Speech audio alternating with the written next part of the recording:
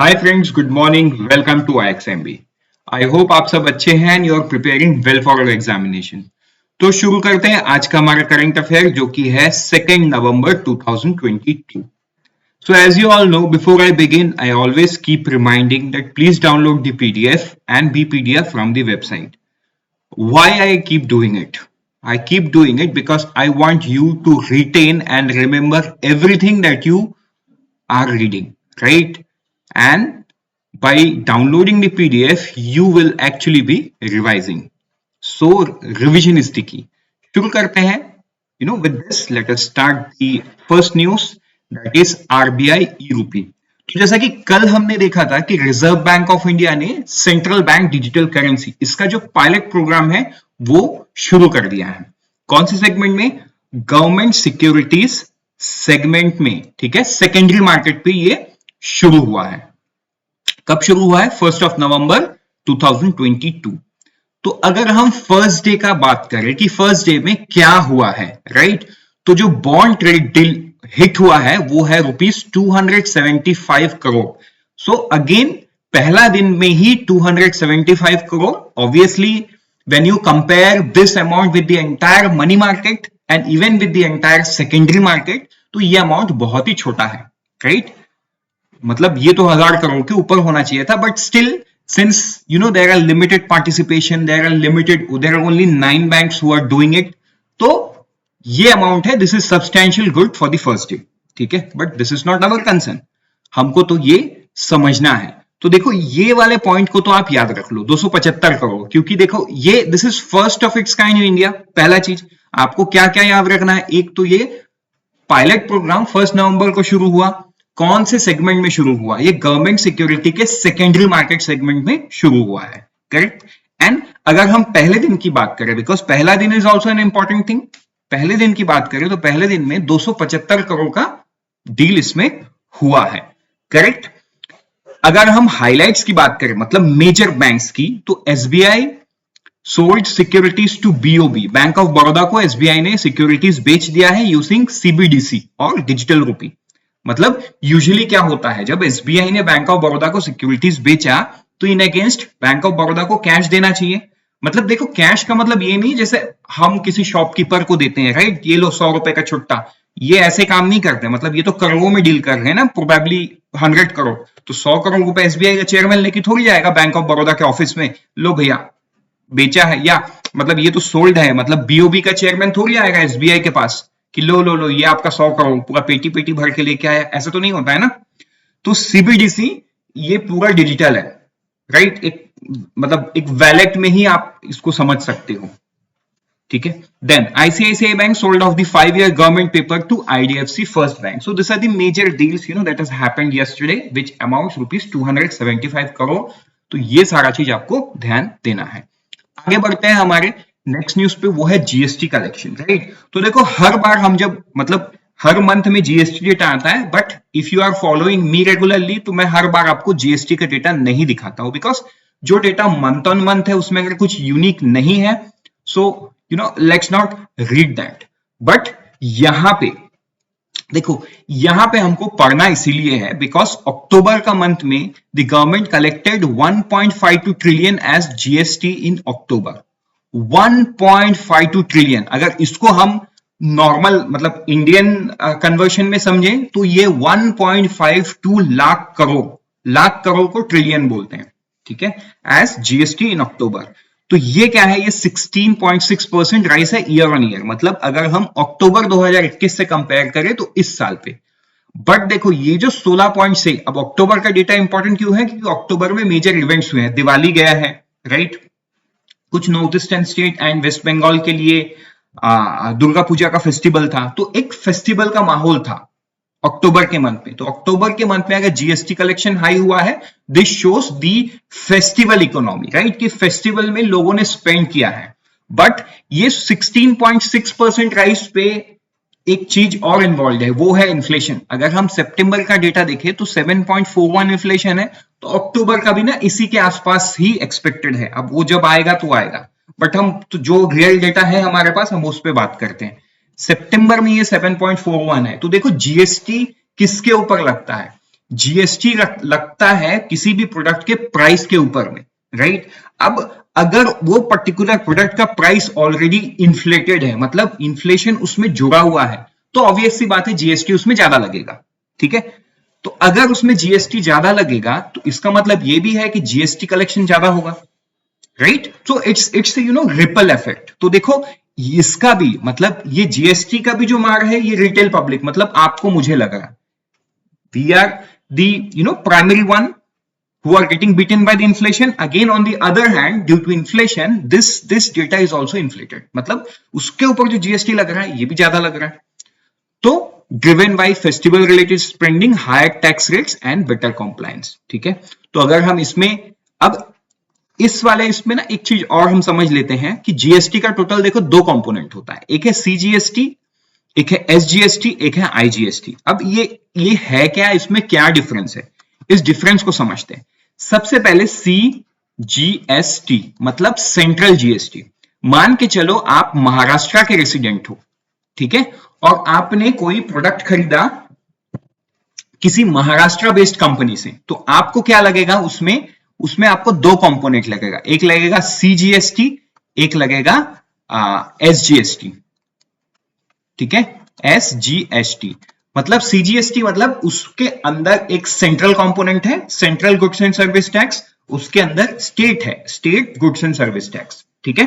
But अगर मान के चलो आप महाराष्ट्र के रेसिडेंट हो और आप तमिलनाडु बेस्ड कोई कंपनी से गुड्स एंड सर्विस खरीदते हो, राइट, तो आपको सीधा सीधा आईजीएसटी लगेगा, integrated goods and service tax, right. लेकिन यहां पे आप ये भी है कि जो आईजीएसटी है मतलब जो जीएसटी है ये है डेस्टिनेशन बेस्ड टैक्स, मतलब ये आईजीएसटी का जो कंपोनेंट है ना सेंट्रल गवर्नमेंट महाराष्ट्र को पे करेगी। पहले वैट वाले सिस्टम में दूसरा केस था, वैट वाले सिस्टम में क्या था, ऑरिजिन बेस्ड था, मतलब जो स्टेट उस पर्टिकुलर प्रोडक्ट को बना रहा है, ठीक है, टैक्स उसको मिलता था। लेकिन इस पे उल्टा है, इस पे है डेस्टिनेशन, जहां पे ये कंज्यूम हो रहा है, जहां पे ये खरीदा जा रहा है, टैक्स उस राज्य पे लगता है, मतलब वो राज्य को वो टैक्स अमाउंट मिलता है। तो हम अब इतने कॉम्प्लेक्सिटी में नहीं जाते हैं बिकॉज वो तो जीएसटी का पार्ट है, बट यस एक छोटा सा I try to explain you. अगर आपको इसको और समझना है तो कमेंट सेक्शन तो हमेशा से ही आपके लिए खुला है, हमेशा ही बोलता हूं आपको जो चाहिए आप कमेंट सेक्शन में लिखो, लेकिन आप लोग तो लिखते नहीं हो। So, whenever you have doubt in any topics, that I teach in this current affairs series, आप comment section पे लिखो ना, हम लेके आएंगे आपके लिए लेक्चर। अब आगे बढ़ते हैं, नेक्स्ट पे वो है अनएम्प्लॉयमेंट रेट। देखो ये जो अनएम्प्लॉयमेंट रेट है ये data, this is data by the centre for monitoring Indian economy. तो ये जो centre for monitoring Indian economy है इनका सर्वे ये खुद से करते हैं, राइट। अगर हम इनके डेटा को देखें तो unemployment rate fell to the 4-year low in September to rose to 4-month high of 7.77 in October। मतलब सितंबर के मंथ में ये 4 साल के अंदर में गिर गया, मतलब मोर number of people joining the workforce, सीधा सिंपल बात। बट अक्टूबर के मंथ में ये फिर राइज हो गया, मतलब पीपल ऑल्सो लॉस्ट जॉब, ठीक है। तो ये आपको समझना है। अगर हम स्टेट्स की बात करें तो 6 states registered unemployment rate in double digit. अब वो कौन है, एक है हरियाणा, दूसरा है राजस्थान, तीसरा है जम्मू कश्मीर, उसके बाद है झारखंड, उसके बाद है बिहार एंड देन त्रिपुरा। अगर हम सबसे लास्ट की बात करें तो सबसे लास्ट में था छत्तीसगढ़, राइट। अभी छत्तीसगढ़ को डिस्प्लेस करके किसने ले लिया उसका जगह, मध्य प्रदेश ने ले लिया, ठीक है। So this are this few data that you will have to remember. अब पढ़ते हैं आगे हमारे नेक्स्ट न्यूज पे, वो है एडिशनल फंड्स। देखो ये जो एडिशनल फंड्स है दिस इज रिलेटेड टू मनरेगा, राइट। तो मनरेगा क्या है, मनरेगा इज एन एक्ट, आपको पता होगा ये, और आपको ये भी पता होगा मनरेगा में गवर्नमेंट ऑफ इंडिया गारंटी करता है 100 दिन काम देने का, कितना दिन, 100 डेज ऑफ वर्क। लेकिन यूनियन बजट में अगर हम बात करें इस साल का, मतलब करंट फाइनेंशियल ईयर की, तो यूनियन बजट में ₹73,000 करोड़ रुपीस का एलोकेशन किया गया था, किसके लिए, मनरेगा। मनरेगा को एडमिनिस्टर कौन सा मिनिस्ट्री करता है, MORD, ministry of rural development, ठीक है। तो देखो ये 73,000 करोड़ में से, ऐसा देखो, ऐसा नहीं होता है यूनियन बजट में। अगर फाइनेंस मिनिस्टर ने कुछ अनाउंस कर दिया ना, तो इसका मतलब ये नहीं बाद वाले दिन वो अमाउंट ट्रांसफर कर दिया जाता है, ये लो भैया आपका 73,000 करोड़ रुपए, ऐसा नहीं होता है, राइट। वो मंथ ऑन मंथ, धीरे धीरे, मतलब फाइनेंस मिनिस्ट्री भी अलग अलग सोर्सेस से रेवेन्यू जनरेट करती है, राइट।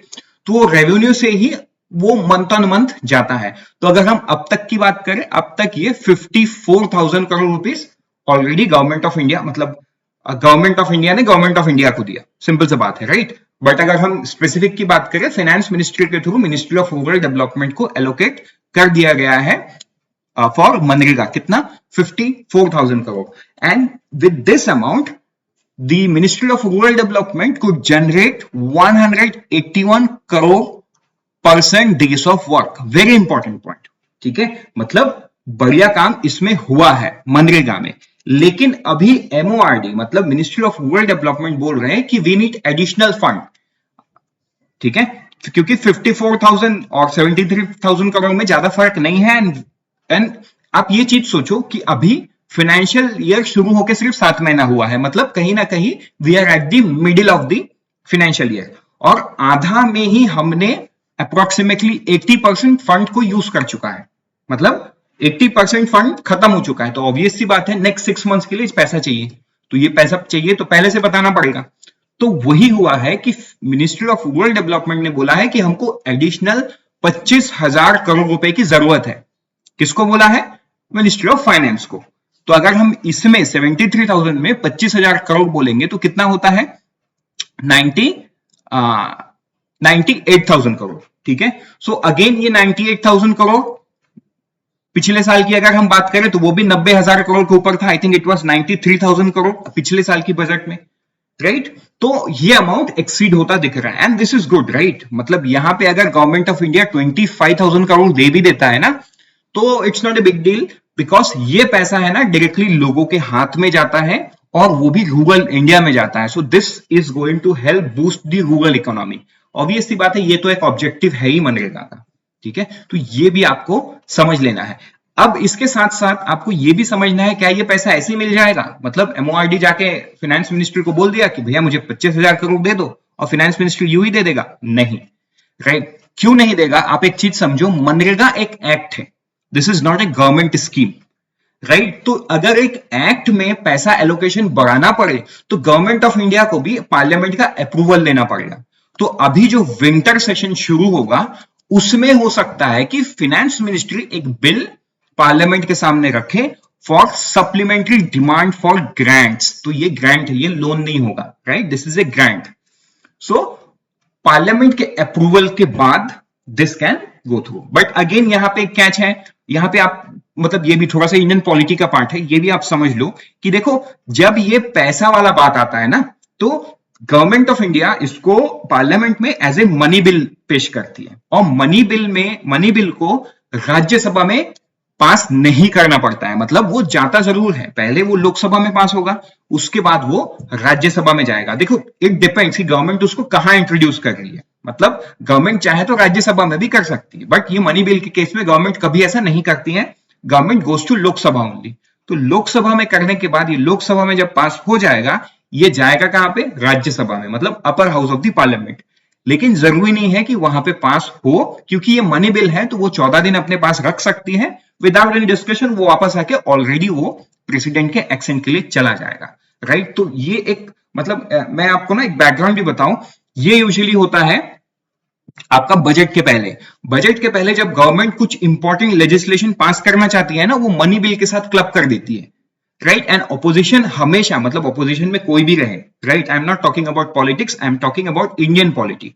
ऑपोजिशन में कोई भी रहे, वो हमेशा ही सिटिंग गवर्नमेंट को ये बोलते रहती है कि मनी बिल में ये नहीं जाना चाहिए। बट अगेन उस पे स्पीकर का कोई राइट ही नहीं है, राइट। तो वो तो गवर्नमेंट डिसाइड करती है कि मनी बिल में क्या देना है, नहीं देना है। एंड स्पीकर भी सिटिंग गवर्नमेंट का होता है, तो स्पीकर भी वहां पे कुछ नहीं बोलते हैं unless there is something big.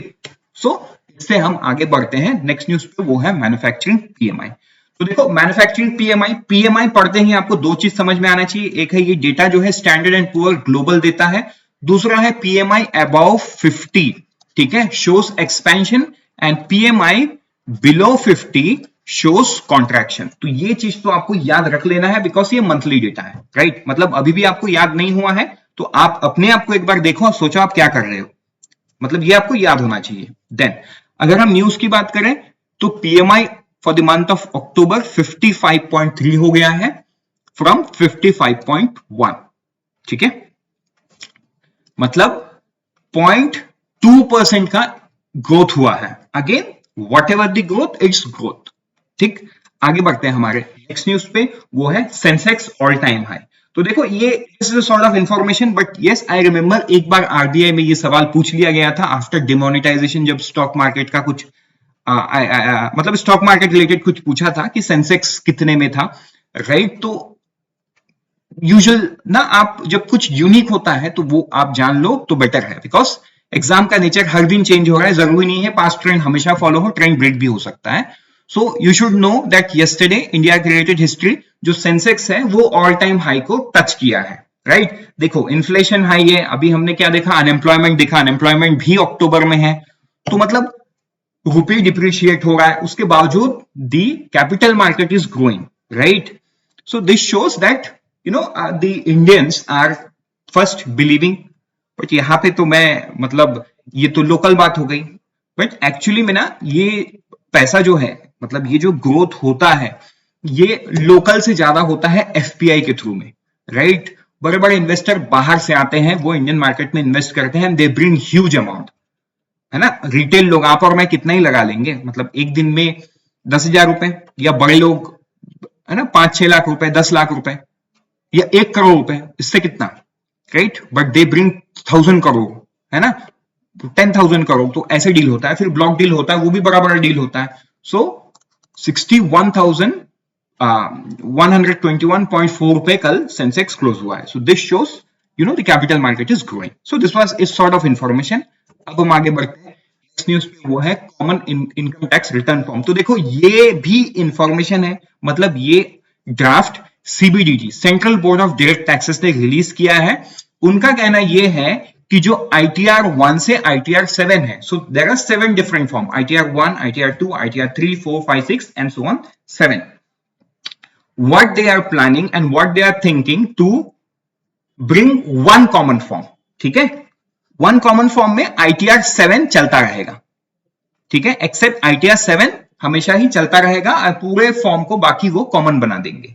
But common बनाने के बाद भी ITR 1 और ITR 4 काम करता रहेगा, बिकॉज है ना, नई चीजों को लोग जल्दी अडेप्ट नहीं कर पाते, तो पुराना चीज भी एग्जिस्टेंस में रहेगा, over a period of time उसको खत्म कर दिया जाएगा। तो आई होप ये इंफॉर्मेशन आपको समझ में आ गया है।